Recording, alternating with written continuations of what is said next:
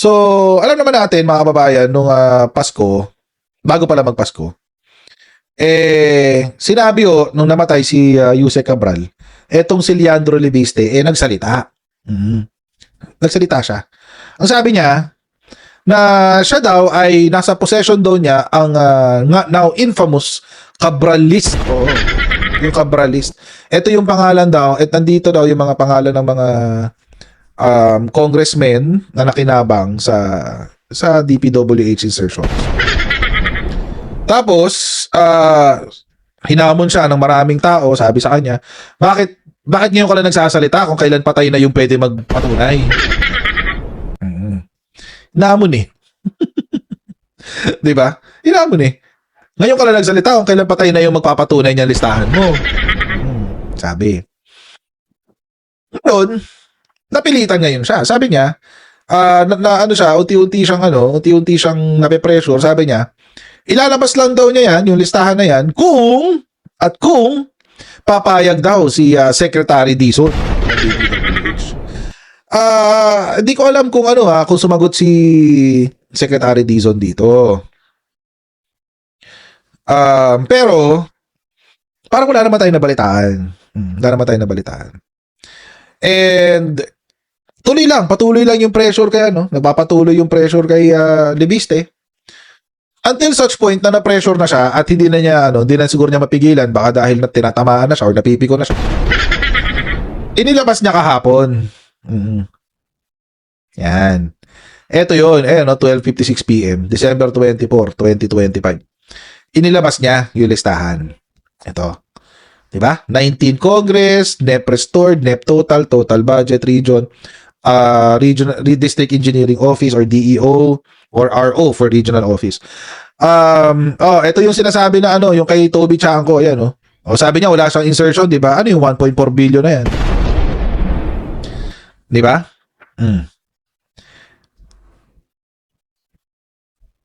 Paano ngayon yan?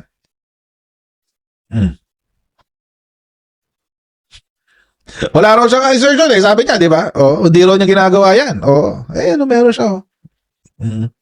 Ang sinabi ko sa inyo, mga kababayan, na parang ang weird, kasi tulad nito, naka-underline, guys! Naka-underline. Pero ako, ang kutob ko, guys,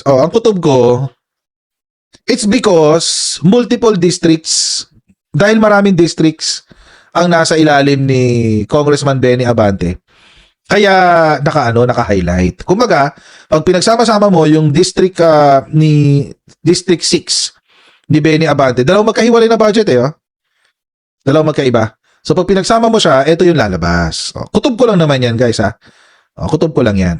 Hindi ko alam kung yun talaga yun. Pero mukhang gano'n naman. That's my opinion. I could be wrong. Pero ang weird lang na bakit kailangan pa naka-bold and underline. 'Di ba? Di sana tinotal na lang.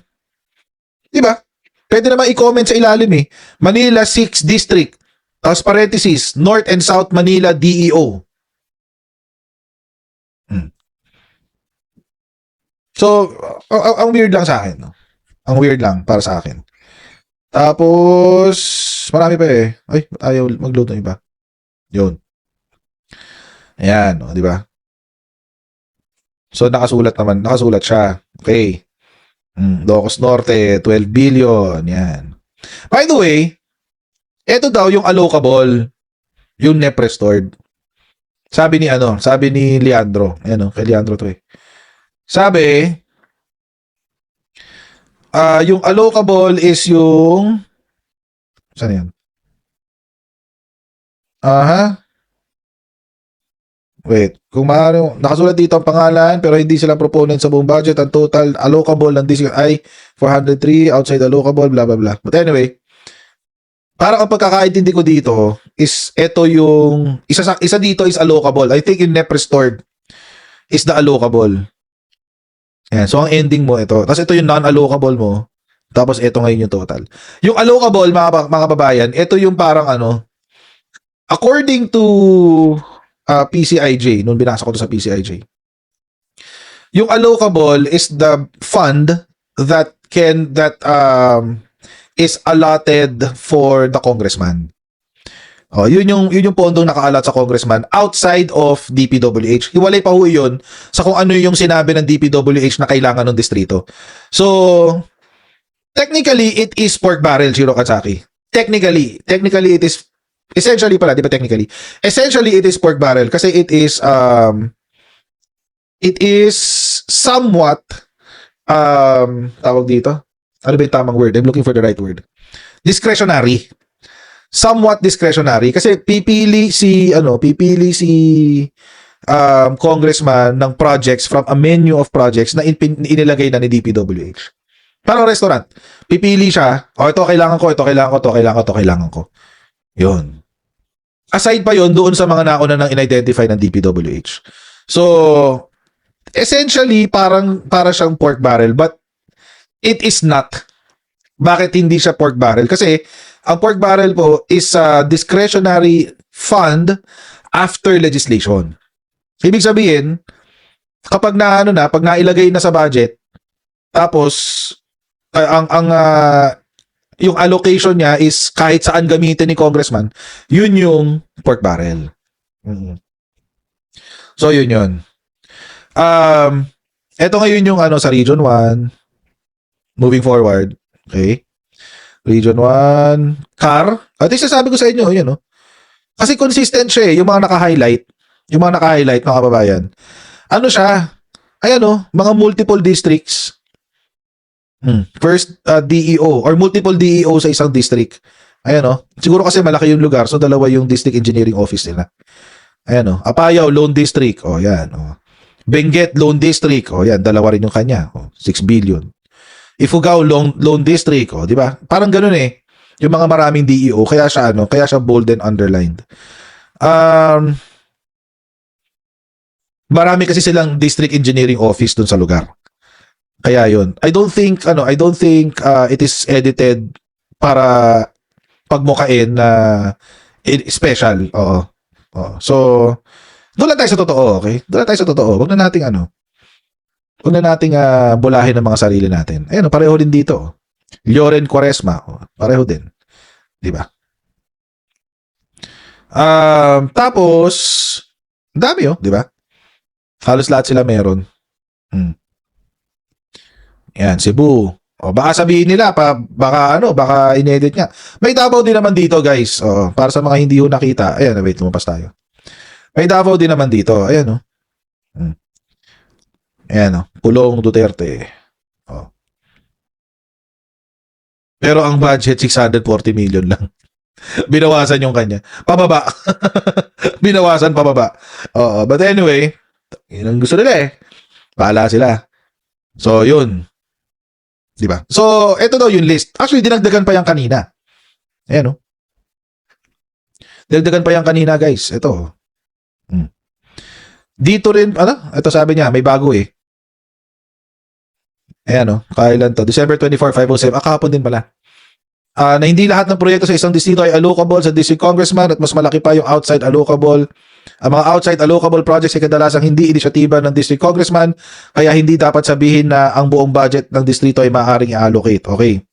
So, ibig sabihin, yung outside allocable, yung outside? Ito. Sa outside allocable, ito yung DPWH ang naglagay. Yan. Ito yung allocable. Okay, so yan. Kita naman na dito Ang problema, mga kababayan, alam nyo may problema to Alam nyo kung ano? Alam nyo kung ano yung dito? Problema nitong listahan na to. Sabihin ko sa inyo, guys. It's not new. Hindi ito bago. Hindi ito bago, guys. Hindi ito bago. Nagbida-bida etong si Leandro Leviste nang walang hindi man lang niya chinek kung ito ay bago o hindi. Bakit? Kasi na-expose na ho ito. Nailabas na ho ito. Kailan? Papakita ko sa inyo. November 29, 2025. So, ibig sabihin, mga kababayan, ginulo ni Leandro yung buong Pilipinas saying na meron siyang dokumento na galing kay Cabral. But for all we know, this has been taken from somewhere else. Baka nga hindi pa kay Cabral to eh. Paano ko nasabi? Ito ho kasi mga kababayan, yung article na ginagamit ngayon ng mga DDS laban kay PBBM tsaka sa magtito. Sila daw yung bagong pork barrel king, sabi. Oo. Kung babasahin nyo to mga kababayan, meron ditong ayan, ito may listahan, no? Allocable per district congressman in the 19th Congress. O, sige, tingnan natin. Camille Villar, 3 billion, 1.19 billion allocable per year. So, 3 billion ang kanya naging allocable for 3 years. So, balikan natin yung listahan ni Leandro.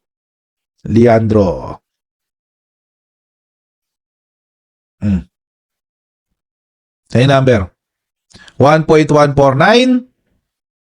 Dito medyo nabawasan. Oo. Medyo binawasan na. Pero kailan ba to? Wait. 2023 kasi. 2023 kasi. Pero, simula 2023 hanggang 2025, ay, ano nangyari? Nawala. Ay, no, wait. Dito na lang. Yan. Eto na siya. Oo. 3.389. So, ayan kay Cabral din galing to eh. DPWH Secretary Maria Catalina Cabral. So, hindi na ho bago yung sinabi ni Leandro Nobiste. Na-expose na ho yan noon pa. Naunahan na siya ni PCIJ. Naunahan na siya ni PCIJ. Wala, ganun. Naunahan na siya ni PCIJ. Di ba? Pare-pareho yan. Konting-konti lang ang diferensya. So, paano ngayon ipapaliwanag yan ni Leandro? Nagpaka-epa lang pala si Leandro. Imagine, mga babayan, ginulo niya ang kwentuhan ng Pilipinas para lang dito, para lang magbida-bida, umepal. Di ba? Not only that, mga babayan, nagbida-bida siya, tapos, hindi man lang niya chinik kung nailabas na yan o hindi. Kasi yung dito sa sinasabi ni PCIG hanggang 2025 eh. Siguro ito yung average. Yun lang, ang problema dito kay PCIG, dapat ang ginawa niya, yung allocable na table is yung from 2023, 2024, 2025. Para kita lahat, di ba? Sabi, the total allocable of each congressman in the 90 Congress was computed as follows: allocable per year, plus 30 million, additional 30 million for all district congressmen in 2025. Ayun. There was an additional 30 million for all district congressmen in 2025. O, tama. So, 1.4 nga, 1.14 nga ang lalabas. Kasi may additional 30 million. Di ba? 1.149. Tapos dito, 1.119 plus 30 million o di 1.149 nga. Tama, oo. Oo nga. Wala na. Nagbida-bida lang talaga si Leandro, guys. Ang tanong ngayon, mga kababayan, bakit niya ginulo yung kwentuhan? Bakit niya ginulo? Hindi ko naiintindihan eh. Kasi mga kababayan, kung si PCIJ nga, I think this is the same list. Ito rin yung listahan na meron si Leandro tsaka kay PCIJ. Iisa lang. Iisa lang. So ako, hindi ko naiintindihan kung bakit all of a sudden biglang maliban sa yung nanay niya is dami rin, which he already admitted Inamin niya yung nanay niya meron din daw 1 billion. Maliit lang naman daw, 1 billion lang. Ito nga, district congressman, 1 billion lang din. Maliit yan. Hindi mo malaki 1 billion, hindi mo maliit 1 billion Palibasa, ito si Sandro. Palibasa to si Leandro, naibenta sa Meralco yung kanyang pumapalyang solar power business ng higit ng billion. Kaya, ganoon. Para sa kanya, maliit lang daw 1 billion. Pero sige. Ganun na lang. Oo, ganun na lang ang ganun na lang ang kwentuhan natin para happy ka. Oo. But anyway, ang nakakatawa pa diyan mga kababayan. So nabisto nga. Nabisto. Nabisto ni nabisto na yung hawak ni Leandro Lebiste at yung hawak ni PCIJ ay iisa lang. Ay, nagpalusot ang lolo mo. Anong sabi ng Lebiste? Ito. Representative Leandro Naviste is seeking clarification on whether DPWH Secretary Vince Dizon has given the green light to make the alleged Cabral files public. In a social media post, Naviste emphasized that the information being circulated by the media did not come from him. However, he said this serves as proof that the files are genuine and copies originated from the DPWH. Naviste also expressed his gratitude to Secretary Dizon and the agency for making the DPWH budget publicly available. He concluded by wishing everyone a Merry Christmas. Oh. Yan yung sinabi niya. Ito yung sinabi niya. Papakita ko sa inyo. Ito yung comment niya dyan. Nabisto kasi siya na yung kanyang hawak at yung hawak ng press ay walang pinagkaiba. Kasi binild up niya Ako lang ang pinagbigyan ni Yusek Cabral.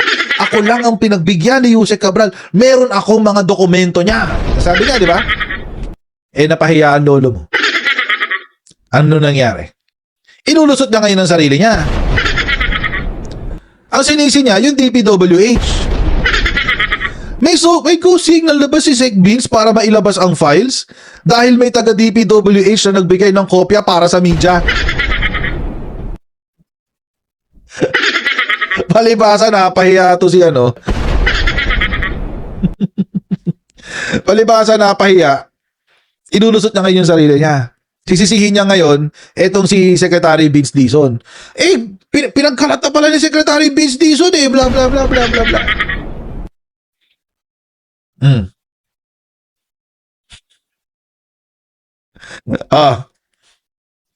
Paano na lang yun? Tingnan natin kung ano yung ito rin ba yung listahan na meron kay Terry Ridon? Tingnan natin kung lalabas dito yung Ridon. Kasi meron siyang 2025 daw Wala namang Ridon dito. Dito kay Leandro. Paano natin ma-check yung party list? Wala naman silang distrito. Diba? Paano ma-check yung party list? Wala naman silang district. Ito ba yung sinasabi niyong naka-highlight? Odi Tariela. Hindi ko alam kung kamag-anak doon ni Commodore Tariela. Pero ang weird nga bakit siya naka-highlight. Yung mga naka-blank, tsaka naka-underline, tsaka naka-bold, it's quite obvious na maraming DEO sa distrito niya. Pero yung ganong highlight, di ko alam ba't yun.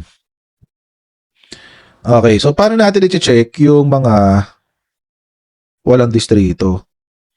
Umikot na yata yung picture. Ito, nasa Manila na ako ulit. Wala na, umikot na yung picture. Diba? Paano ba i-check yun? Region 1, CAR. Region 2, Region 3, Region 4A. 4B. Paano mo? Di ba? Kasi kailangan mo ng District Engineering Office Sana hinighlight, di ba? Yun kay Tenero. Kaso wala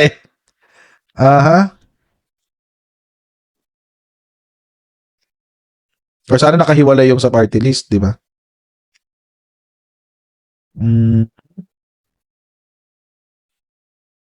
Wala. Umikot na ako. Wala talaga. Wala. I mean, I don't know paano niya nasabi na kasama si Terry doon, pero mukhang wala naman. So, ngayon, ang sinisisi nga niya ay si Sec Dizon. Nagbigay na pala ng go signal si Sec Dizon. Hindi man lang ako na-inform. Lang yatong batang to. Yatong batang to talaga. May problema nasobrahan sa pagka-pro-mill kid tong batang to Oo. Lahat kasalanan ng ibang tao. Wala siyang kasalanan Di ba? But again, mga kababayan, kung talagang gusto ni Leandro Lebiste na na maging credible itong listahan na to, dapat inilabas niya nung buhay pa si Yusek Cabral. Para siya mismo ang magsasabi. Di ba? Para siya mismo ang magsasabi na, oo, totoo yung sinabi na yan ni Congressman Leandro Lebiste. Kaso wala. Wala na siya. What took you so long, Leandro Lebiste? Bakit mo tinengga sa opisina mo? Inintay mo pa na matsugi si Yusek Cabral bago ka nagkukuda.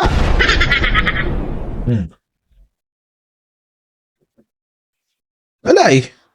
Sinira mo tuloy yung pangalan ng Promil. Nasira tuloy yung pangalan ni Promil dahil sa'yo. Di ba? Ako, di ko na painumin anak ko ng Promil. Nagiging Leandro. Shoutout sa Promil. Sorry. It's an easy joke. Di ba? At saka yung ikinalat niya, mga kababayan, naibalita na pala. So, what is the what is his statement for? 'Di ba? Bakit pa siya naglabas ng statement? Para saan?